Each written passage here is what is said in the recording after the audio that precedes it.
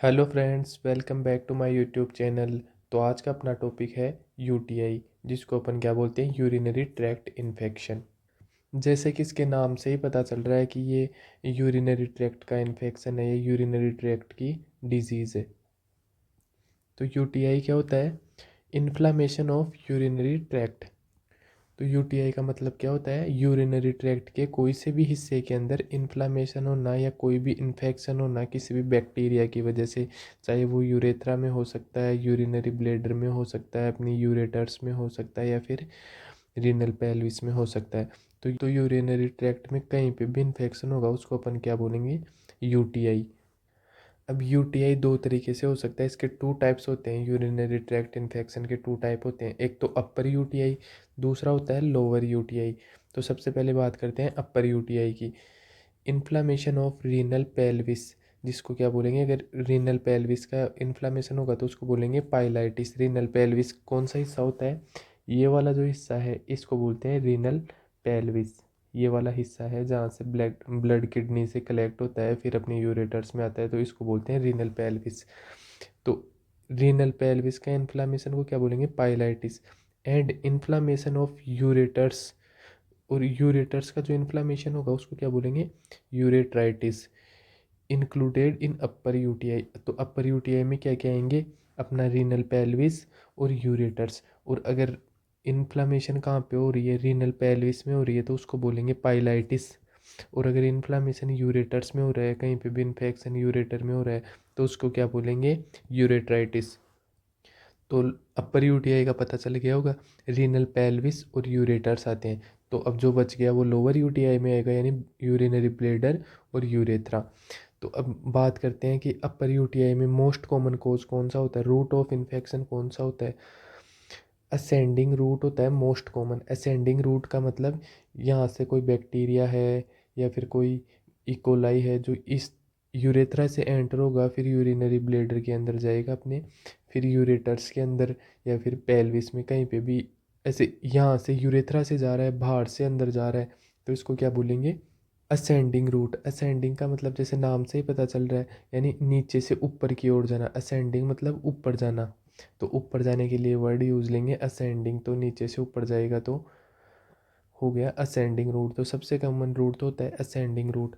दूसरा रूट होता है इसमें हीमेटोजिनस, मतलब अपने ये भी नाम से ही पता चल रहा है, हीम का मतलब ब्लड।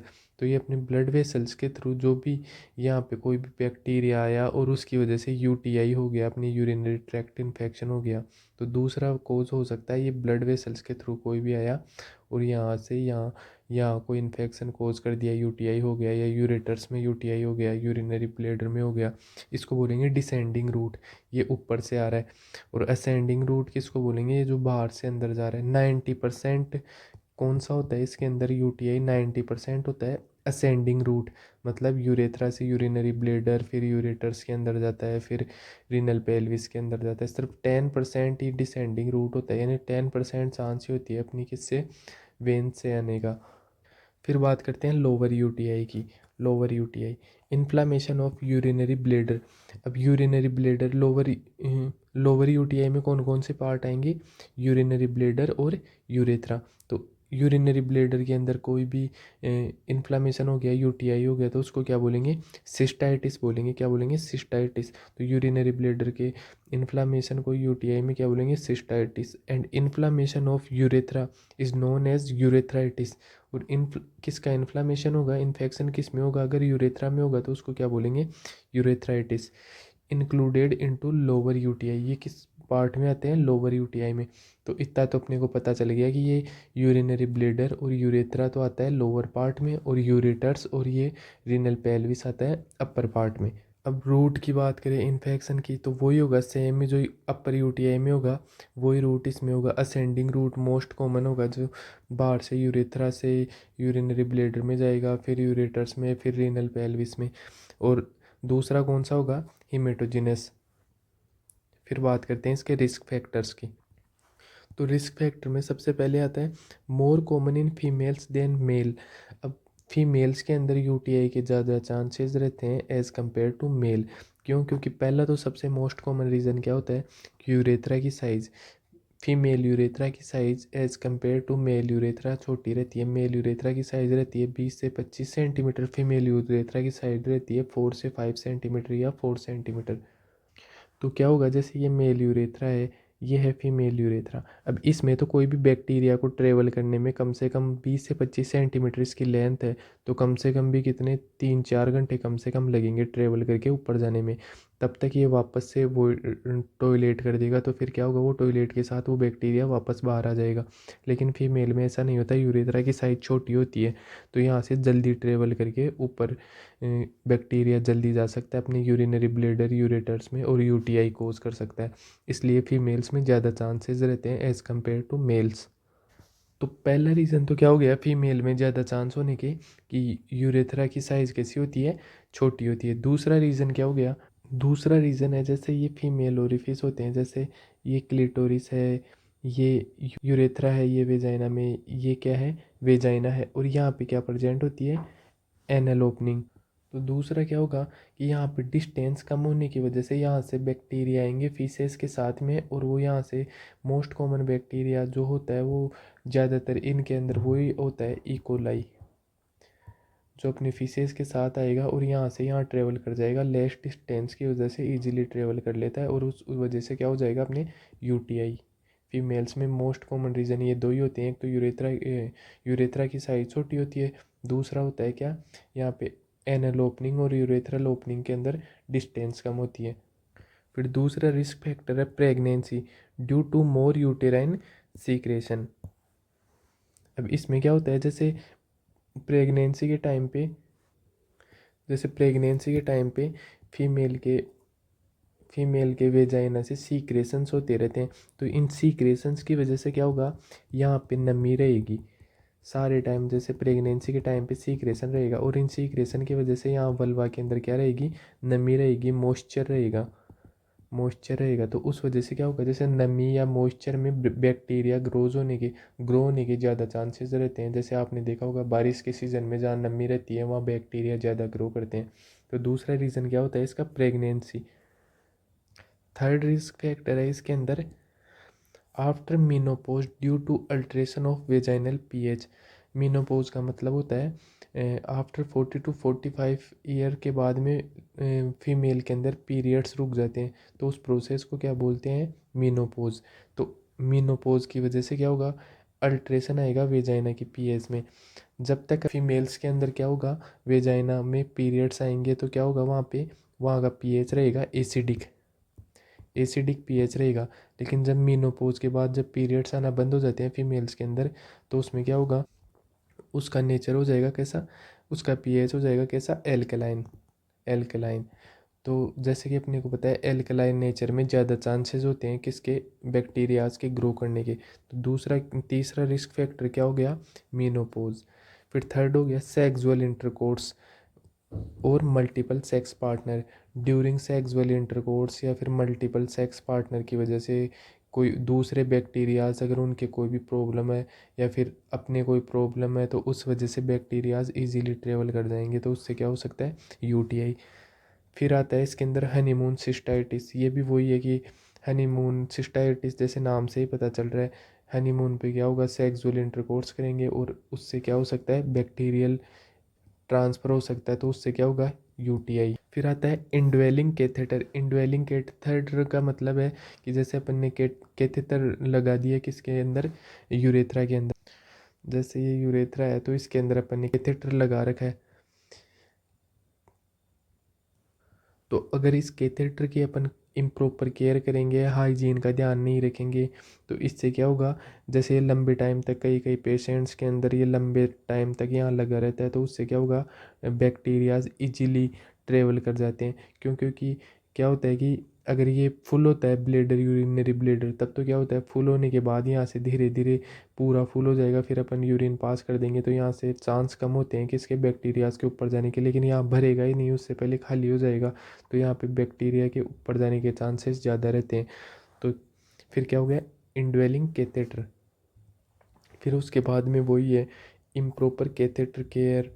फिर है इम्प्रॉपर पेरिनियल केयर, मतलब पेरिनियल केयर का मतलब कि अगर कोई भी पेरिनियल के अंदर कोई भी सर्जरी हुई हो पेरिनियल पार्ट में, या उसकी अपन हाइजीन मेंटेन नहीं रखें, तो उससे भी क्या हो सकता है, अपनी यूटीआई हो सकता है।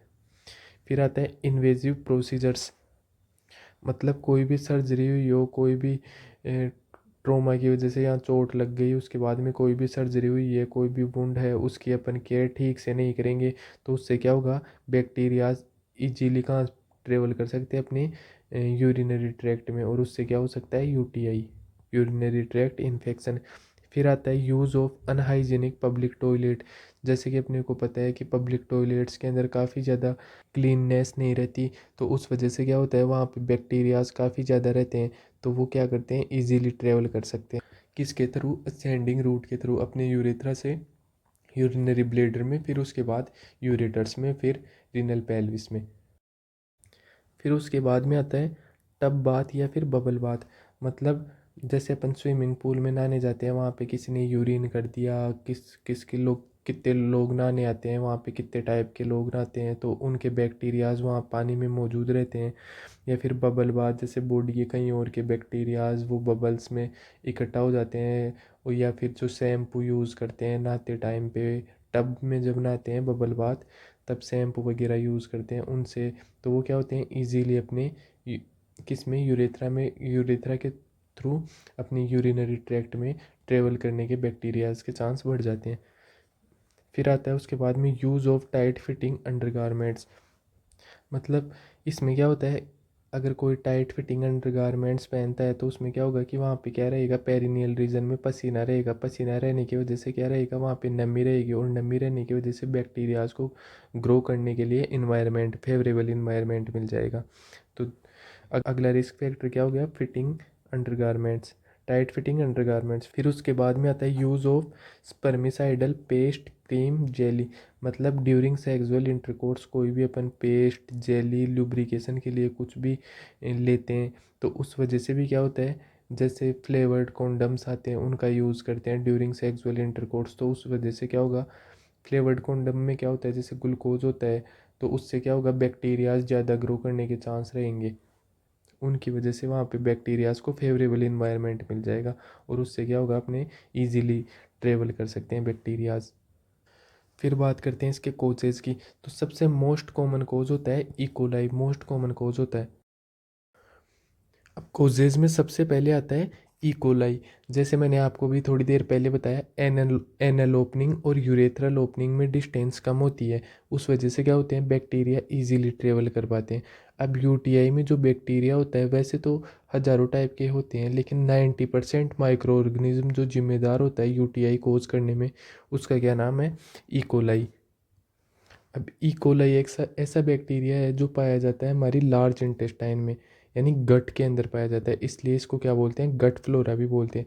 जब तक ये लार्ज इंटेस्टाइन में रहता है तब तक कोई नुकसान नहीं कर पहुंचाता, उल्टा हेल्प और करता है, और जो हमारे लिए क्या बनाता है, विटामिन के भी बनाता है, कौन, ये इकोलाई।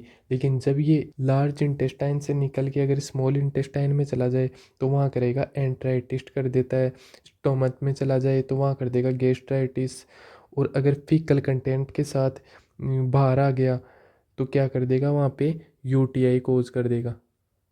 जैसे फीकल कंटेंट के साथ बाहर आ गया और कहाँ चला गया, यूरेथ्रा में चला गया, यूरिनरी ट्रैक्ट में चला गया ये बैक्टीरिया, तो क्या कोज कर देगा, यूटीआई, यूरिनरी ट्रैक्ट इन्फेक्शन। फिर दूसरा कोज आता है इसके अंदर क्लेब्सिला, ये नॉर्मली हमारी इंटेस्टाइन में पाया जाता है, मतलब आंतों में पाया जाता है।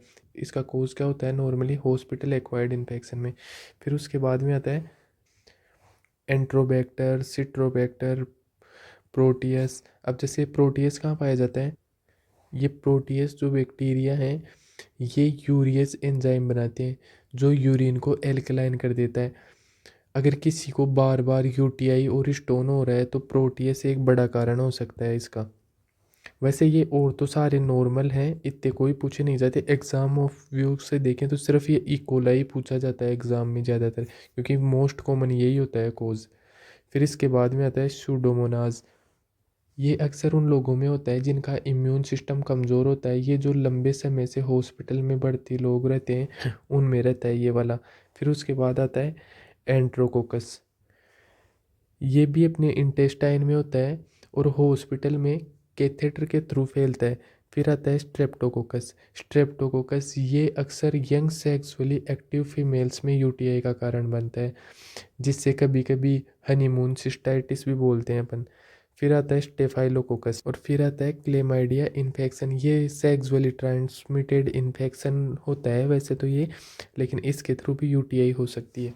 तो ये हो गए अपने कोजेज। मोस्ट कॉमन यही पूछा जाता है एग्जाम्स के अंदर, जैसे एग्जाम ऑफ पॉइंट से देखें तो यही पूछा जाता है इकोलाई, जैसे अपनी CHO एम्स नोटसेट इनके अंदर ये वाला ही पूछा जाता है। ये और इतने इम्पोर्टेंट नहीं है, मेन इम्पोर्टेंट यही है।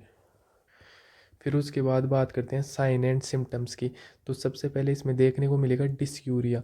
डिसयूरिया का मतलब होता है बर्निंग ड्यूरिंग यूरिनेशन, मतलब यूरिन पास आउट करते टाइम बर्निंग होगी या फिर अपने पेन फील होगा। और फिर दूसरा होता है इसके अंदर sign and symptom urgency and frequency, मतलब बार बार टॉयलेट करने का मन करेगा। क्यों? क्योंकि एक बार में पूरा यूरिनरी ब्लैडर खाली नहीं होगा, क्योंकि ये यहाँ पे जो इंटरनल स्पिंक्टर होता है वो पहले ही बंद हो जाएगा, उसकी मसल्स ज़्यादातर बंद ही रहेंगी। तो थोड़ा सा यूरिन निकलेगा फिर ये मसल्स बंद हो जाएंगी, तो ये बार बार पूरा खाली नहीं होगी। तो बार बार अर्जेंसी एंड फ्रीक्वेंसी, ये भी एक मेन दो कारण तो यही है, इनसे ही पता लग जाता है कि यूटीआई है, dysuria and urgency and frequency. फिर आता है पाईयूरिया। पाईयूरिया क्या होता है? मतलब पस का आना, यूरिन के साथ पस आए बाहर। क्लाउडी और फाउल स्मेलिंग यूरिन, और कैसा हो, क्लाउडी यूरिन दिखे या फिर उसमें फाउल स्मेल आए यूरिन में। Incomplete emptying of urinary bladder, urinary bladder पूरी तरीके से खाली नहीं होगा, तो बार बार क्या होगा, अपने को टॉयलेट आएगा। Urgency and frequency. और अपना यूरिनरी ब्लेडर खाली नहीं होगा तो क्या होगा, lower abdominal pain. Lower abdominal pain होगा यूरिनरी ब्लेडर को खाली ना होने की वजह से। बैक डिस्कम्फर्ट होगी, वो भी इस वजह से होगा, यूरिनरी ब्लेडर खाली ना होने की वजह से। हीमेचूरिया यानी अपने को ब्लड भी देखने को मिल सकता है यूरिन के अंदर, क्योंकि यहाँ पे यूरेथ्रा की वॉल्स पे क्या हो जाएगा, पस बनने की वजह से यहाँ पे घाव हो जाएगा और ब्लड भी देखने को मिल सकता है। फिर आता है इसमें यूरेथ्रल डिस्चार्ज, यूरेथ्रा से डिस्चार्ज होएगा पस का। फिर आता है इसमें फीवर्स भी होंगे, इस वजह से चिल्स भी होंगे, मतलब कंप कपी छूटती है, सर्दी लगती है, वो भी देखने को मिलेगा। फिर बात करते हैं इसमें डायग्नोसिस की। तो डायग्नोसिस में सबसे पहले आता है यूरिन CS। इसमें जैसे यूरिन का सैंपल लेकर लैब में ग्रो किया जाता है, ताकि पता चले कि कौन सा बैक्टीरिया है, जैसे इकोलाई है या फिर प्रोटियस है, या कौन से इन्फेक्शन की वजह से ये अपने यूटीआई हो रहा है।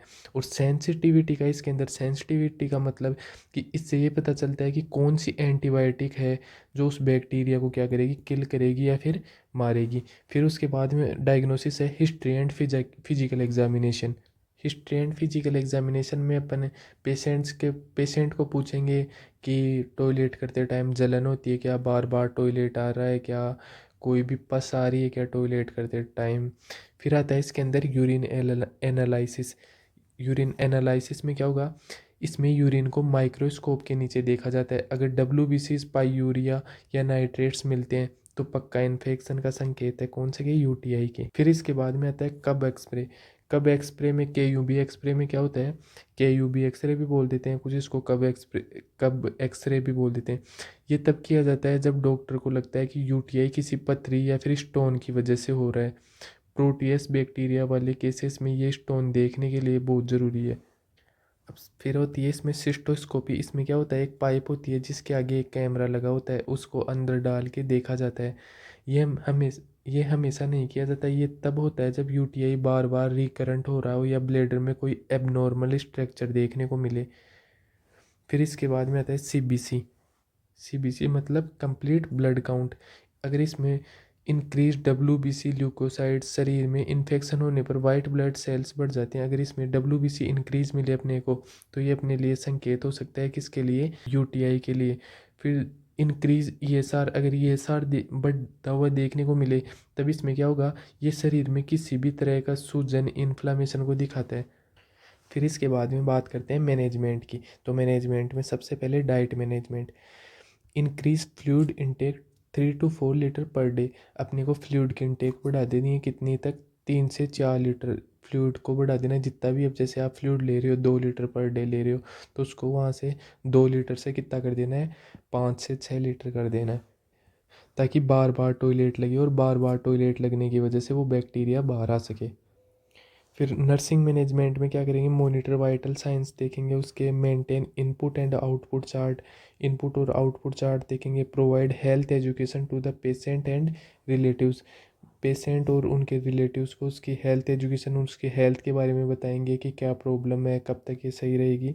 फिर बात करते हैं इसमें मेडिकल मैनेजमेंट की। तो मेडिकल मैनेजमेंट में सबसे पहले आती है एंटीबायोटिक्स, फिर आती है एनाल्जेसिक, फिर आती है इसमें एंटीपायरेटिक। तो जैसे एंटीबायोटिक किस काम, क्या काम आती है, इन्फेक्शन ख़त्म करने के लिए। और एनाल्जेसिक और एंटीपायरेटिक किस काम में आती है, दर्द और बुखार को कम करने के लिए। फिर आती है इसमें डाययूरेटिक्स, और डाययूरेटिक्स भी कौन सी, लूप डाययूरेटिक्स। ये पेशाब की मात्रा बढ़ाता है ताकि बैक्टीरिया रास्ते से फ्लश आउट हो सके। यानी जब भी अपन टॉयलेट करेंगे तो उसको टॉयलेट के अमाउंट को बढ़ा देगा, अपने को बार बार टॉयलेट लगेगी और उससे क्या होगा कि बैक्टीरिया बाहर आ जाएगा, फ्लश आउट हो जाएगा। फिर आती है इसमें यूरिनरी ट्रैक्ट एंटीसेप्टिक्स, नेलिडिक्सिक और नाइट्रोफ्यूरोटोइन। अब जो इसमें नाइट्रोफ्यूरिटोइन है, ये ड्रग ऑफ चॉइस मानी जाती है। ड्रग ऑफ चॉइस यूटीआई के अंदर यही होती है, कौन सी, नाइट्रोफ्यूरिटोइंस। अब जब भी पेशेंट ये नाइट्रोफ्यूरिटोइन दवाई लेगा तो इससे क्या होगा, जो भी टॉयलेट आएगी उसका कलर कैसा हो जाएगा, ब्राउन, या फिर ब्राउन के अलावा और भी हो सकता है कैसा, डार्क ऑरेंज हो जाएगा। तो ये किसकी वजह से होता है, जो आपने मेडिसिन दी है नाइट्रोफ्यूरिटोइन उसकी वजह से। तो यहाँ पे अपना टॉपिक यूटीआई होता है कंप्लीट। अगर आपको वीडियो अच्छी लगी हो तो लाइक शेयर सब्सक्राइब करें, और इसमें कहीं पे भी कोई भी डाउट हो तो आप कमेंट सेक्शन में पूछ सकते हैं। Thank you for watching my video.